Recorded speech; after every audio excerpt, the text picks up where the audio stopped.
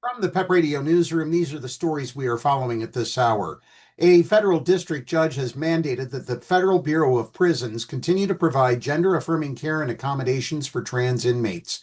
Judge Royce C. Lamberth of the U.S. District Court for the District of Columbia issued a temporary injunction against part of a day one executive order that directed the Bureau of Prisons to stop all gender-affirming care and to house inmates based on their sex assigned at birth.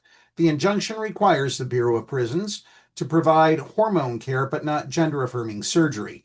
The injunction is in response to a class action lawsuit filed by the ACLU, two trans men, and one trans woman on behalf of the approximately 2,000 trans inmates in the country.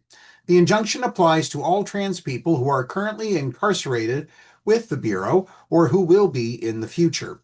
The judge wrote that the plaintiffs are likely to succeed in their lawsuit because the stipulations in the administration's executive order are arbitrary and capricious, because they provide no reasoned explanation for the denial of gender-affirming care, treat gender dysphoria different than other medical conditions with no justification, and fail to adequately take stock of the sudden reversal in agency policy from before the executive order was issued.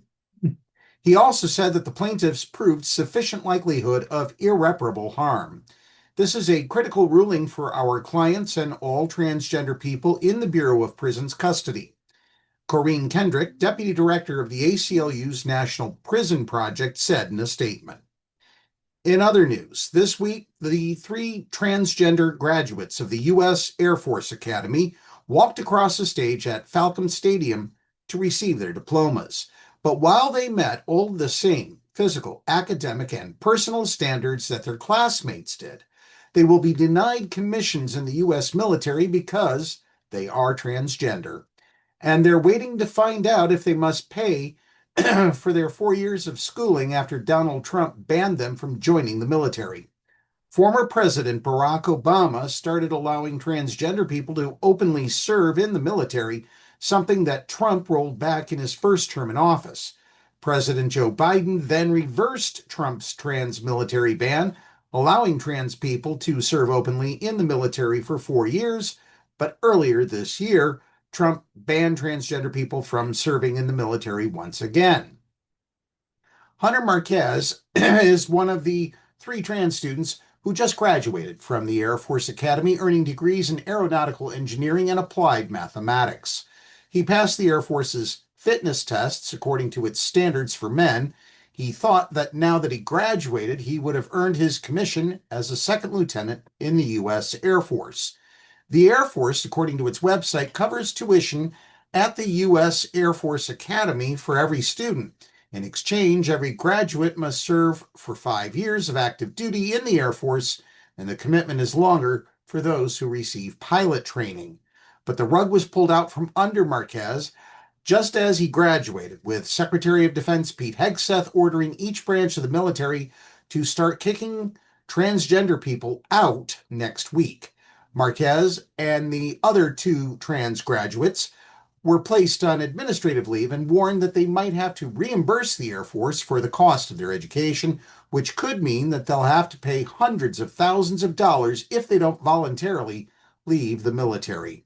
I really want to stay in for as long as possible. Fight this out, Marquez told the Denver Gazette, explaining that serving in the military was his childhood dream. He said that he was told that he wouldn't have to repay the Air Force for his education, and that if he's involuntarily separated from the military, he could come back to the Air Force if a court overturns Trump's transgender military ban. And finally, a Democratic-sponsored proposal to limit per-student payments to Pennsylvania's cyber charter schools and make other changes to how they operate narrowly passed the state house on Wednesday over Republican objections that it would imperil the online learning programs. The 104-98 vote, with only 2 Republicans in favor, sets down a marker on the perennially contentious issue of school funding as state lawmakers work to complete the coming year's state budget for the fiscal year that starts in July.